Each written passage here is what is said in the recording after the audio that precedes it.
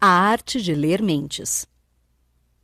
Narrado de forma simples e por vezes até engraçada, A arte de ler mentes passa a mensagem que deseja sem ser um livro padrão ou maçante de autoajuda. O livro encaixa-se mais no padrão da psicologia, trazendo conceitos comuns de programação neurolinguística, PNL, de uma forma inteligente e descomplicada. O próprio autor abre o livro com uma nota explicativa dizendo que ele mesmo tem dificuldade para classificar a obra e que, na verdade, a classificação dependerá muito mais da interpretação do leitor. O objetivo de Fixios não é trazer uma visão fantasiosa ou irreal sobre a possibilidade de leitura da mente, mas sim mostrar de que forma é possível entendermos a mente das pessoas que nos cercam. Fixios é psicólogo, mas tem uma carreira de destaque em comunicação e marketing. Há muitos anos, ele é convidado para dar palestras e também opiniões em diversos meios de comunicação e empresas, visto que é especialista em linguagem corporal e comunicação não verbal. É um pouco desse conhecimento que ele populariza com a arte de ler mentes. Ler mentes é realmente possível? Fixios realmente acredita que a leitura de mentes é possível, inclusive defendendo que ela é um fator natural humano e que nós o fazemos muitas vezes sem nem sequer nos darmos conta. Por isso, o objetivo do livro é explicar o que estamos fazendo e mostrar como podemos fazer melhor, potencializando nossa capacidade e aumentando a melhoria exponencialmente. Descartes, um filósofo antigo, concluiu em seus estudos que o humano se dividiria em duas partes independentes, que coexistiam: o corpo e a mente. Para o autor, é impossível pensar dessa forma. Corpo e mente são dois lados da mesma moeda, e tudo pelo qual um lado passa afeta o outro. Ou seja, não é possível ter um único pensamento sem que ele desencadeie algo físico em quem pensa. Às vezes, esse pensamento gera um efeito físico óbvio. Quando você está com raiva e franze a testa, por exemplo, e às vezes é um efeito muito sutil. Da mesma forma, o contrário também é verdadeiro. O que acontece na nossa postura física afeta-nos psicologicamente. Por isso, quando passamos por situações ruins com o nosso corpo, logo vemos um reflexo em nossas mentes. Por exemplo, ficar muito tempo em pé nos deixa com raiva, muito tempo trabalhando deixa-nos estressados, e etc. No processo de leitura de mentes, é crucial que interpretemos a linguagem corporal e toda a linguagem chamada de não verbal. Para Fixios, a maior parte da comunicação é feita dessa forma, com destaque para que é feita de maneira inconsciente. Estamos sempre passando algum sinal com nosso corpo, mesmo que não percebamos. Assim como também estamos sempre sob influência da linguagem corporal de outras pessoas, que nos impacta, mesmo que não entendamos por quê ou como. Portanto, ler mentes não é uma magia ou algo irreal de ser pensado. Ao contrário, é uma realidade que já faz parte do nosso dia a dia e que cabe a nós potencializarmos. O que a empatia tem a ver com ler mentes? Uma das principais vantagens de saber o que uma pessoa está pensando é que isso nos ajuda a ser mais empáticos. Empatia, nesse caso, significaria tentar criar harmonia e relações amistosas com as pessoas, entendendo o lado delas nos dilemas e sabendo qual é a melhor forma de conduzir a situação. A regra básica para conseguir estabelecer a empatia em seus relacionamentos é analisar detalhadamente e profundamente como as pessoas funcionam e, a partir dessa percepção, adaptar nossa forma de comunicação de acordo com o indivíduo com o qual queremos nos comunicar. Ao ajustar seu discurso, seu receptor entende de maneira mais clara e eficiente. E aqui, não estamos falando apenas do discurso oral, mas especialmente do discurso silencioso, feito com nossos corpos e gestos. Uma das maiores vantagens de conseguir a empatia de alguém é que aquela pessoa costuma começar a gostar de você e é criado um vínculo de confiança mais forte. Quando nos comportamos de maneira semelhante ao outro, ele nos entende como igual. Tendemos a gostar mais das pessoas que achamos parecidas conosco. Em última instância, também tendemos a concordar com aqueles que gostamos e com quem somos parecidos. Pode parecer que não precisamos da empatia, mas a verdade é que ela costuma ser muito útil. Por exemplo, quando você está numa entrevista de emprego ou quando o que está em questão é uma vaga para promoção. Logo, é hora de tirar sua capacidade de percepção de dentro de você e prestar atenção à sua volta. Invista na empatia que as recompensas serão diversas. Como usar a linguagem corporal? A primeira técnica para o uso correto da comunicação corporal é a que o autor chama de alinhamento e espelhamento. O que, em outras palavras, quer dizer: copie seu interlocutor. Observe a pessoa com quem você deseja desenvolver a empatia e copie sua postura. Se ela mover alguma parte do corpo, você deve mover a mesma parte. É claro que, para isso, seja eficiente. É crucial que a adaptação e cópia dos movimentos seja feita de forma sutil e gradual. Ou seja, no início, a cópia deve ser parcial. Outra boa ideia é copiar a expressão corporal da pessoa, já que ela não é capaz de ver o próprio rosto. Porém, ver que você está se sentindo da mesma forma que ela ajudará a criar o vínculo da empatia com mais rapidez. O autor ressalta que não devemos simplesmente inferir um comportamento tomando como base um alinhamento corporal do nosso interlocutor. Por exemplo, uma pessoa de braços cruzados não está necessariamente com bloqueio. Ela pode estar simplesmente com frio. Tudo isso pode parecer estranho a princípio, mas todo novo hábito parece esquisito nas primeiras vezes. A chave é a persistência. Outro item importante no que diz respeito à nossa linguagem é a voz, seu timbre e tonalidade. Ela também deve se adaptar à voz do interlocutor, como ele fala, e considerar elementos como tonalidade, plenitude, melodia, ritmo, força e volume. Da mesma maneira, precisamos analisar nosso público para saber quando fazer uso ou cercear as gírias, jargões ou experiências pessoais. A regra de repetir a forma como a pessoa se comporta também funciona nesse ponto, exceto se estivermos tratando de um relacionamento profissional, o qual devemos tentar manter um mínimo de formalidade. Não podemos esquecer de considerar a rapidez ou a intensidade da respiração e tentar nos conectar dessa forma também. Isso pode ser difícil, dependendo de dificuldades pessoais ou do nível de energia das pessoas envolvidas. Por isso, precisamos ficar atentos se realmente é uma estratégia útil, pois se alterará dependendo de quem é nosso interlocutor. O timbre de voz tem que ser convincente e condizente com aquilo que você está falando. Ou seja, se você está pedindo calma, não adianta gritar e chacoalhar os ombros de seus interlocutores, ainda que essa seja, muitas vezes, nossa vontade. Da mesma forma, a linguagem escrita também deve ser adaptada, especialmente aquela feita por e-mail. Ao receber um e-mail formal, não devemos responder com abreviações. A recíproca também é verdadeira. Adeque sua escrita ao seu interlocutor. Devemos sempre tentar encontrar algo em comum com o nosso interlocutor, por mais difícil que isso possa parecer. Mesmo que não seja um assunto comum ou tradicional, às vezes os dois podem ter hobbies parecidos. Não queremos obstruir e nos tornar obstáculos com nosso diálogo, mas sim tentar ao máximo ser abertos para um diálogo produtivo. Por isso, primeiro deve-se concordar e depois conduzir a linha de raciocínio para o oposto, se for o caso. Uma boa estratégia é usar frases mais suaves na hora de defender nossos argumentos e deixar a pessoa confortável para que ela fale dela mesma e você possa captar algo em comum. Em alguns casos, não é ideal se adaptar ao comportamento de alguém, especialmente se for algum comportamento que pode ser considerado ofensivo, como imitar um sotaque ou uma deficiência. Um pouco de bom senso nunca fez mal a ninguém.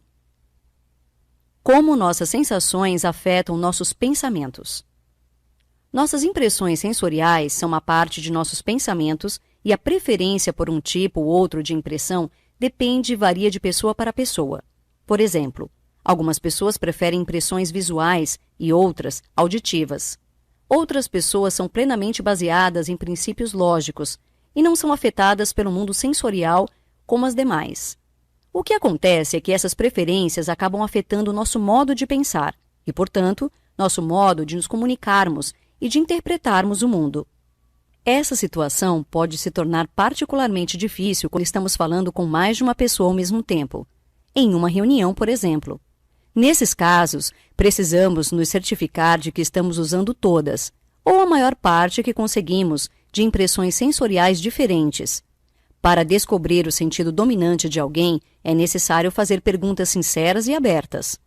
Muitas vezes, perguntar abertamente qual é a melhor forma de apresentar é uma ideia simples e eficiente. Também é possível inferir os sentidos dominantes de acordo com características físicas, mas o próprio autor diz que isso é uma generalização que pode dar errado. Uma boa dica é observar o ritmo. Muitas vezes as pessoas visuais têm um ritmo mais rápido, as sinestésicas são mais lentas e as auditivas são um meio termo. A melhor forma de tentar categorizar as pessoas é simplesmente por meio de testes e prática. É claro que perguntar abertamente também pode ser uma ótima estratégia, conforme já foi dito. Durante a vida, as pessoas raramente mudam de foco sensorial de tal forma que o exercício só precisará ser feito uma vez com assertividade para provavelmente valer pela vida inteira. Não adianta tentar esconder. Nós sempre revelamos nossas emoções. As emoções fazem parte da nossa sobrevivência. Elas começam de forma automática a fim de acionar nosso sistema nervoso sem que nem sequer racionalizemos sobre os problemas em questão. Elas aumentam nossas chances de sobrevivência, desde os primórdios. Essa é a origem da nossa emoção, mas com o passar dos anos, ela se desenvolveu de tal maneira que outros tipos de emoção com outras reações tenham se desenvolvido. As expressões faciais são um dos maiores espelhos das emoções. Os rostos têm mais de 40 músculos e todos eles podem ser utilizados quando expressamos algum sentimento. É fácil perceber pela expressão facial ou linguagem corporal se alguém está feliz, triste ou irritado. As nuances da emoção estão naquelas que não são tão facilmente percebidas, normalmente porque nem a pessoa que está sentindo percebe que está exteriorizando aquela emoção. É possível, inclusive, exibirmos mais de uma emoção ao mesmo tempo. Um exemplo clássico é estar triste, mas tentar forçar um sorriso. Por isso, é normal que tenhamos dificuldade na interpretação de sentimentos. Por vezes, nem sequer entendemos as nossas emoções. Então, como podemos entender as emoções dos outros?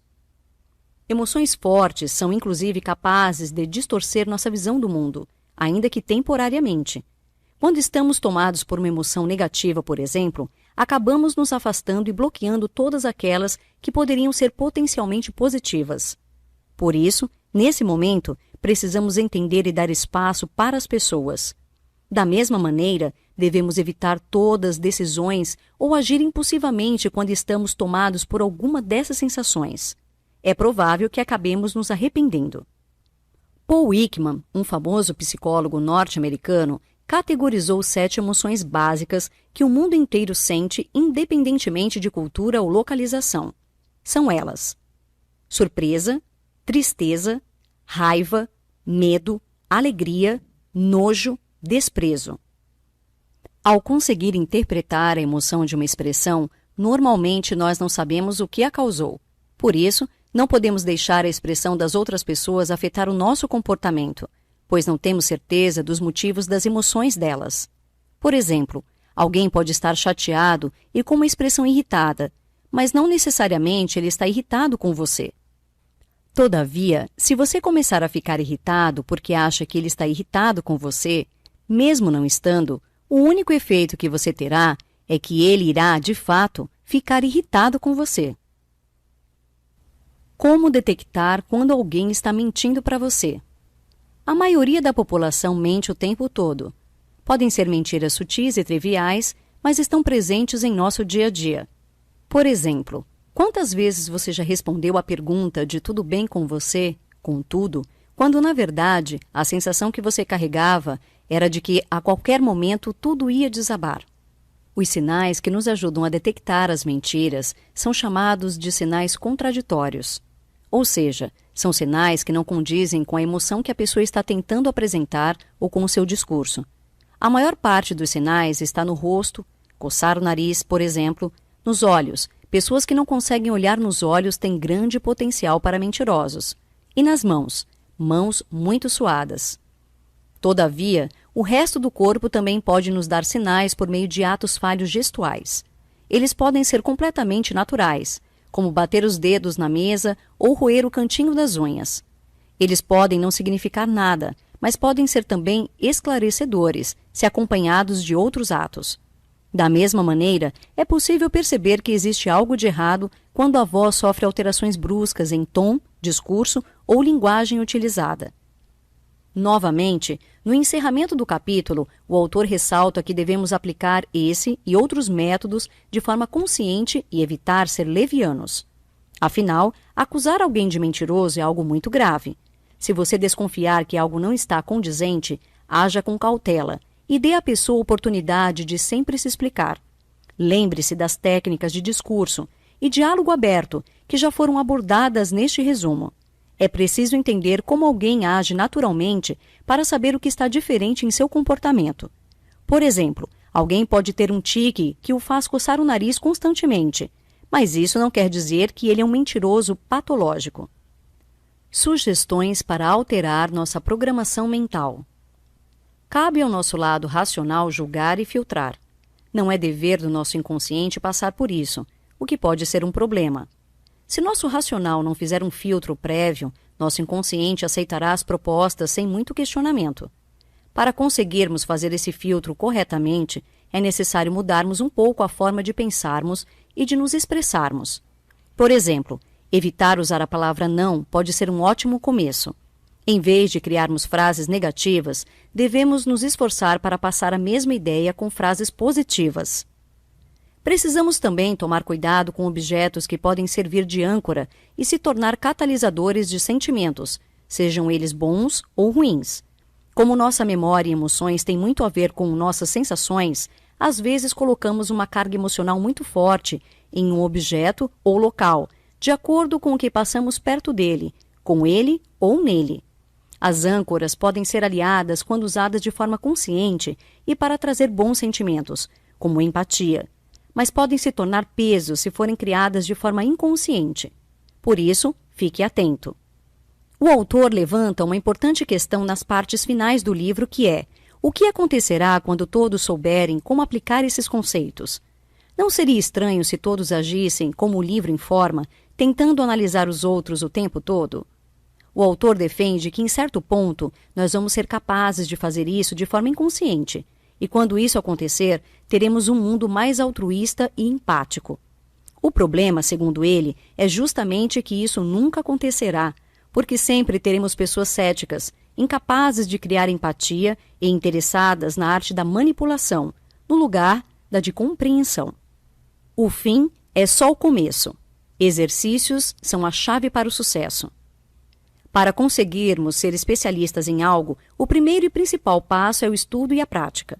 Da mesma forma acontece com o nosso potencial de leitura de mentes. Ficaremos cada vez mais experientes e capazes de entender melhor o funcionamento da mente daqueles que nos cercam, à medida que nos esforçarmos, estudarmos e exercitarmos.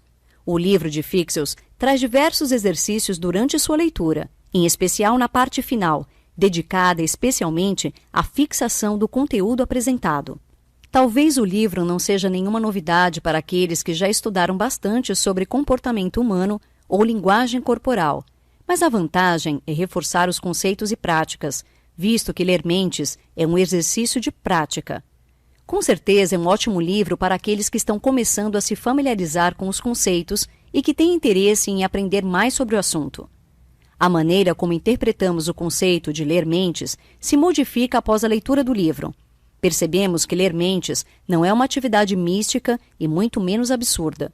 Pelo contrário, é algo que já fazemos diariamente e podemos elaborar para termos mais benefícios e vivermos uma vida mais completa.